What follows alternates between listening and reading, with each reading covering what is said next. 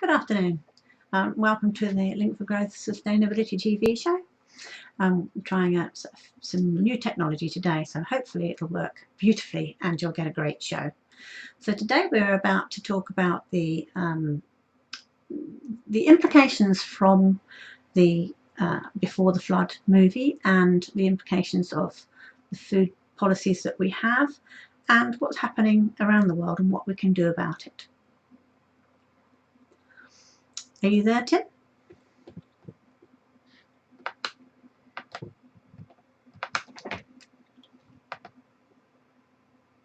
Oh, he's gone off. Tim, have we got you? Oh dear, we seem to have lost our Tim at the moment.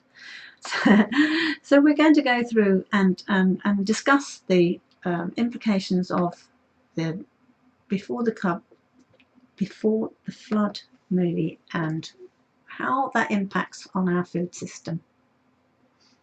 I should cut to this clip.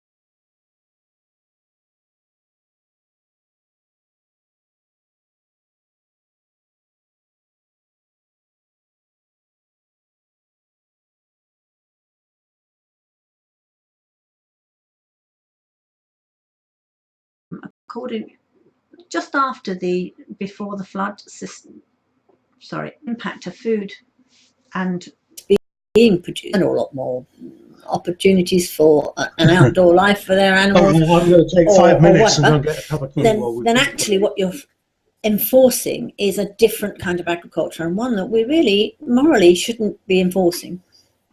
Well, no, it's destroying the planet. Yeah, I mean, I think America is probably ahead of us on this, but not by much. But you've got areas, some places is like that. Yeah, they don't do anything on its own.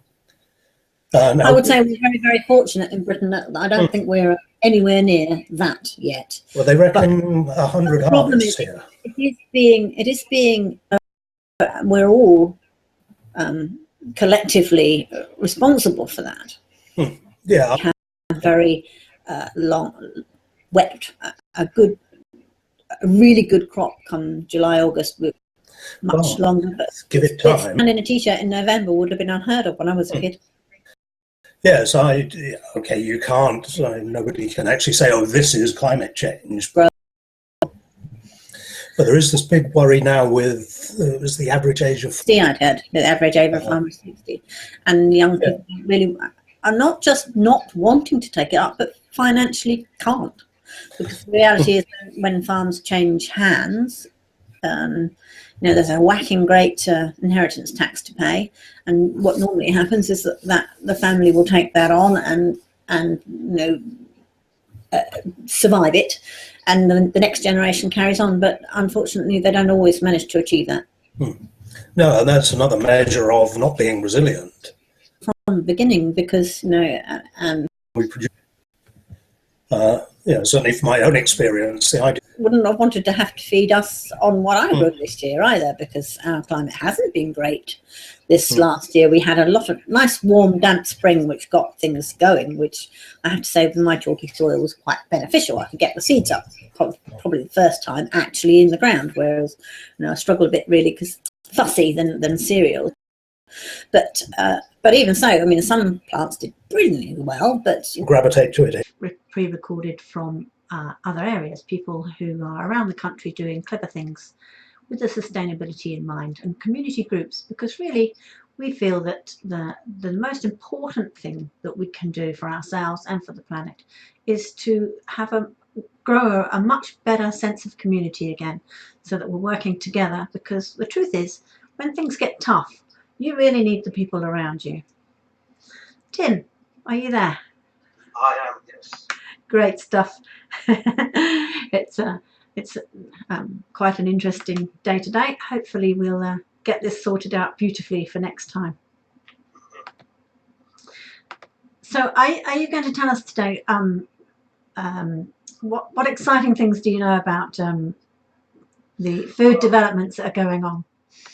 Well, one of the follow-ups to part of what we just showed, there's a campaign group in the news today, and what they're talking about is switching rural planning rules to essentially stop farmers hanging on to land for commercial housing development. It's part of an initiative to make rural housing cheaper. What they were saying is far too many farmers, rather than providing sort of a few homes locally, tend to hold out for the big payoff of a big housing estate. So there's a campaign now to try to prevent that kind of planning. Whether or not it pays off is questionable. As governments have a habit of supporting the people with the money, and the people with the money are the housing developers. But it's an interesting follow-up to what we were just saying about the problems in rural areas. Yes, that sounds like something that we should be paying careful attention to. Unfortunately, governments do tend to go where the money is rather than where's necessarily good for the community, because it seems like that's given the highest priority, and food goes way down there. They don't seem to understand that without it, none of us survive, including them. Yes, I think the big choice facing us, and it's probably facing us now, is how do we want our food crisis to be? So, if you like, do we want a gradual crisis that we resolve by growing far more stuff locally, or would we prefer the kind of crisis that they're currently having in Venezuela, where the shops are just empty and suddenly you can't get full food because you were relying on imports? If government carries on down the road we're travelling along, the risk is we get a Venezuela type situation. Certainly don't fancy that one myself, even though I'll happen to be probably one of the more lucky ones, insofar as I've probably got enough food in my house to support me for a month or so. But that's only me. If there's other people out there starving, I'd feel very inclined to want to help them, and it would be quite difficult to hang on to what you got in that sort of circumstance while you see your neighbours starve. I think if you want to get a flavour of what it might be like, have a look at what the shops are like on Friday morning. They'll do this Black Friday nonsense where people will trample each other to death to get hold of a cheap tully. But that is how we as en masse tend to behave when there's shortages. Yes, and if it means a difference between getting some food and not, I suspect that's what's going to happen. Well, certainly if you're providing for your family. I know parents will likely go hungry in order for their kids to eat. But when it comes down to it, I think we can be quite savage in the face of food shortages. So whether or not we're going to rely on government to have worked through some kind of rationing plan, I'm not aware of one. They may have done one, but I think it's going to be low on their agenda. I would suspect so, although I suspect they might roll out a previous wartime one if it came to it. But anyway, so if we are lucky enough to be able to get hold of some local food, right at the moment in Britain we've got pears and apples and nuts are coming into season. So I've got you a recipe to try out with if you can get hold of some hazelnuts in your local area, or in fact this same recipe could be used just as easily with actually any nuts really. Chestnuts are certainly out as well at the moment. So I'll pop up a little clip of how to make some yummy tasty things with some nuts if you're lucky to get some.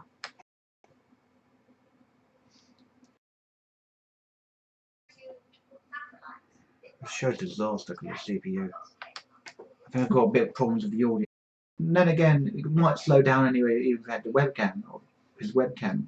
It doesn't really run as. Yeah, let's go back to it. We need to know where to come. Oh no, what have you got here? What? What do you mean? It's terrible. Alright. I'm gonna have to stop the stream. It's not working out.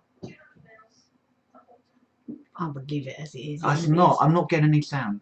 Yes, I can hear it. I'm not getting anything. I need to stop the stream. I should have to revert to Google Hangouts. It's not working. I can hear it. Yeah, but it's not working. Nothing is working with this. This program is messing up today. What you're saying? This is not going out. It's not going out right.